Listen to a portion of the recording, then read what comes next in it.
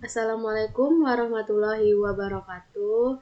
Hai semuanya, bertemu lagi dengan saya Julia Salsabila dengan NIM 22002105 di mata kuliah Manajemen Humas di pertemuan keempat.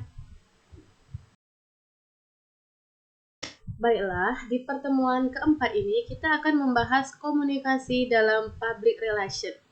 Nah, baik, kali ini kita akan membahas nih mengenai komunikasi dalam public relation. Komunikasi itu sebenarnya merupakan dasar dari public relation. Pekerjaan utama dari public relation itu adalah mengkomunikasikan komunikasi. Bagaimana data dan fakta yang didapatkan dari public relation itu. Mereka harus dapat mampu mengkomunikasikannya atau menyampaikannya kepada publik atau masyarakat untuk dijadikan bahan atau pertimbangan untuk memperbaiki citra lembaga. Nah, seluruh aspek dari kegiatan public relation tidak akan pernah lepas dari kegiatan komunikasi atau public speaking. Jika dalam konsep atau kedudukan public relation, yang namanya proses itu harus dikenali siapa atau yang kita sebut sebagai komunikator. Nah, komunikatornya itu lembaga atau si pekerja atau orang-orang yang berada di balik kegiatan public relation itu sendiri. Jika di dalam kantor biasa disebut dengan PRO atau Public Relation Officer yang menjadi komunikatornya. Karena mereka yang akan menyampaikan ide dan informasi terkait dengan hasil data yang menyatakan bahwa pandangan publik terhadap lembaga kita. Nah, jika seorang public relation atau PR tidak handal dalam public speaking, maka akan terjadi miskomunikasi. Informasi yang seharusnya disampaikan A bisa menjadi B atau sebaliknya. Nah, di dalam komunikasi terdapat beberapa unsur, yaitu yang pertama ada komunikator atau orang yang memberikan informasi di dalam sebuah lembaga. PRO atau Public Relation Officer tadi berfungsi sebagai komunikator atau orang yang memberikan informasi kepada publik atau khalayak ramai.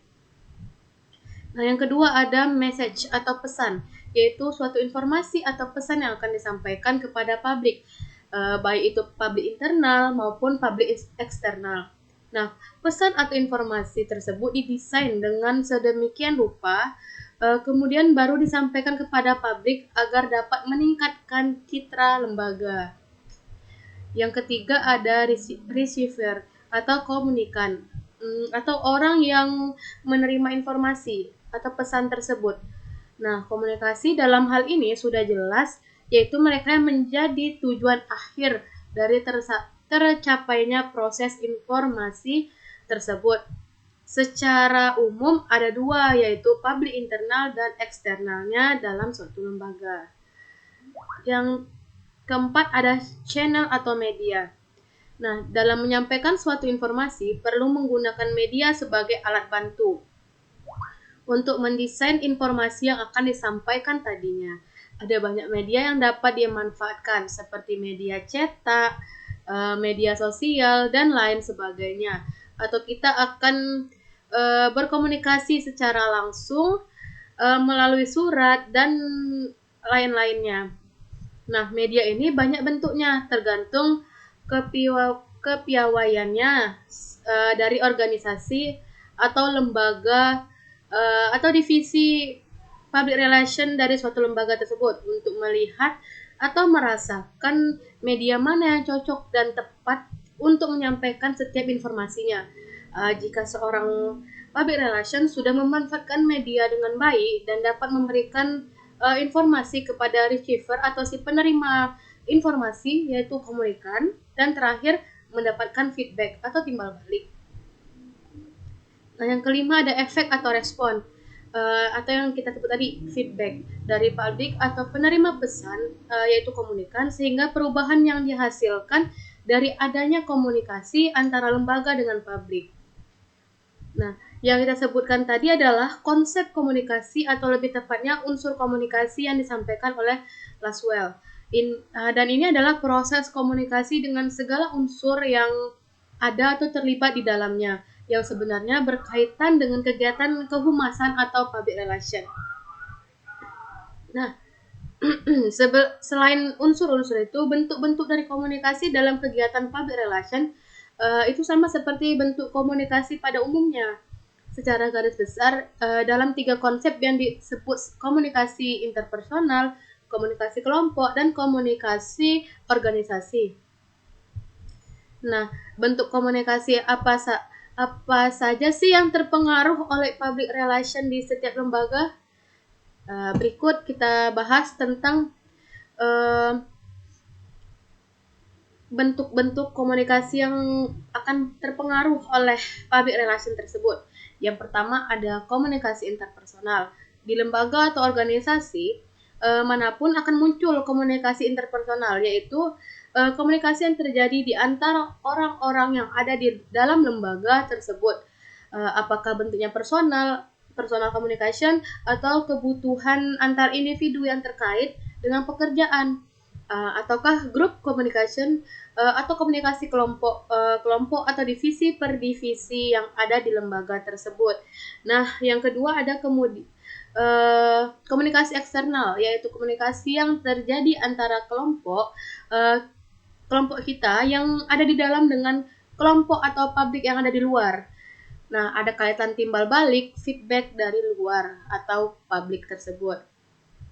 Nah, yang ketiga ada komunikasi organisasi. Komunikasi ini lebih dinamik atau multi communication yang terjadi dalam organisasi itu terjadi misalnya cross communication atau zigzag, disebut juga dengan horizontal communication. Komunikasi atas bawah, komunikasi yaitu antara pimpinan ke bawahan dan juga sebaliknya, atau bawahan dengan bawahan. Itu semua adalah pekerjaan dari mereka yang terlibat dalam divisi public relation dalam sebuah organisasi atau lembaga untuk mendesain dan membuat komunikasi itu menjadi lancar, sehingga informasi setiap keputusan kebijakan dihasilkan atas dampak yang dibicarakan dengan pengambilan keputusan bisa dikomunikasikan secara efektif. Nah, sekarang bagaimana dengan efektivitas dalam komunikasi yang terjadi atau secara umum kita sebut interpersonal dalam setiap lembaga. Nah, efektivitas itu sangat ditentukan minimal oleh 5 hal, yaitu 1. Keterbukaan. Keterbukaan itu harus ada, tidak boleh ada yang dirahasiakan. Ketika satu kebijakan, satu persoalan atau suatu informasi ini disampaikan, maka harus desain dengan sedemikian rupa bahwa informasi tersebut mestinya sama ketika ada divisi A sampai ke divisi C, tidak ada yang dikurang-kurangkan dan tidak ada yang dilebih-lebihkan. Maka PRO atau Public Relation Officer tadi perlu strategi khusus untuk mendesain dan menyampaikan informasi tersebut. Nah, yang kedua ada empati. Adanya empati sama dengan ketika kita berkomunikasi dengan orang lain dalam bentuk apapun, apakah secara personal atau yang lainnya. Empati itu pada prinsipnya satu tingkat di atas simpati. Jika simpati itu kita merasakan apa yang dirasakan orang lain, maka empati tidak hanya merasakan saja, tetapi juga melakukan atau mencari solusi atas permasalahan yang dihadapi oleh orang lain. Nah, jadi empati dalam komunikasi yang dilakukan oleh public relation di setiap lembaga, baik itu kepada publik internal maupun eksternalnya. Ini menjadi sebuah kewajiban dari seorang public relation. PR dapat melakukan komunikasi dengan publik yang yaitu berbicara dari hati ke hati dan berbicara menggunakan rasa, sehingga muncul sebuah chemistry antara public relation dengan publik yang disampaikan informasinya tadi. Nah, yang ketiga ada dukungan atau suportif. Ketika kita sudah yakin memilih orang-orang yang berada di public relation itu untuk menyampaikan informasi, maka beralihlah dukungan atau support kepada mereka agar mereka dapat menyampaikan informasi tersebut dengan maksimal. Yang keempat yaitu sikap atau rasa positif. Karena rasa positif itu perlu. Jadi orang akan merasakan hal-hal baik dari pesan yang disampaikan. Nah, yang kelima ada equality atau kesetaraan. Pada kesetaraan ini ada rasa bahwa siapapun tidak memandang kedudukan apapun jika sedang berbicara atau berkomunikasi, tetapi saling menghargai. Ada rasa atau chemistry yang muncul pada saat proses komunikasi. atau pertukaran informasi tersebut. Nah, itu 5 kunci atau keyword dari efektivitas komunikasi. Baik, selanjutnya strategi public relation dalam berkomunikasi, yaitu yang pertama ada public relation atau bagaimana PR dari lembaga memanfaatkan media-media atau alat lain yang dapat digunakan untuk mempublish atau mempromosikan suatu lembaga kepada publik atau khalayak. Nah, yang kedua ada event atau acara. Nah, melalui event-event besar atau acara-acara besar, acara atau event besar itu mengundang masyarakat atau publik termasuk industri. Yang ketiga ada berita atau news. Dengan cara mengundang para wartawan untuk menulis atau justru kita yang mempublish berita itu sendiri ke media-media cetak atau televisi. Yang keempat, corporate identity atau cipta perusahaan yang telah didesain dan dibuat sedemikian rupa, termasuk hubungan dengan khalayak atau disebut dengan komunikasi involvement. Yang kelima ada lobbying and negotiation, yaitu kegiatan yang dilakukan oleh public relation officer dengan melobi dan bernegosiasi kepada publik agar dapat dipercaya kepada lembaga kita. Nah, yang keenam ada social responsibility. Nah, jadi masih banyak strategi atau alat media yang dapat dimanfaatkan dalam membuat komunikasi sebuah lembaga menjadi efektif. Peranan praktisi PR dalam menjalankan komunikasi mereka dengan keseluruhan publik dalam lembaga tersebut. Ada 4 peran menurut Scott, antara lain. Yang pertama ada sebagai fasilitator komunikasi. Sebagai fasilitator, seorang praktisi profesional public relation di setiap lembaga mereka seharusnya mampu mengelola, mendesain mulai dari konsep, menentukan strategi, kemudian sebagai penasihat juga mampu mengetahui tren yang saat ini berkembang terkait dengan apa yang diharapkan oleh pengguna lembaga terkait dengan jasa dan produk yang akan kita hasilkan. Panen yang diharapkan oleh mereka, sehingga itu nanti bisa menjadi alat untuk diperbincangkan untuk mendesain komunikasi berikutnya, untuk memperbaiki produk dan jasa yang kita hasilkan dan mampu memimpin proses dari kegiatan-kegiatan komunikasi yang dilakukan oleh lembaga. Nah, yang kedua ada sebagai fasilitator, proses pemecahan masalah yang atau yang disebut dengan problem solving proses fasilitator.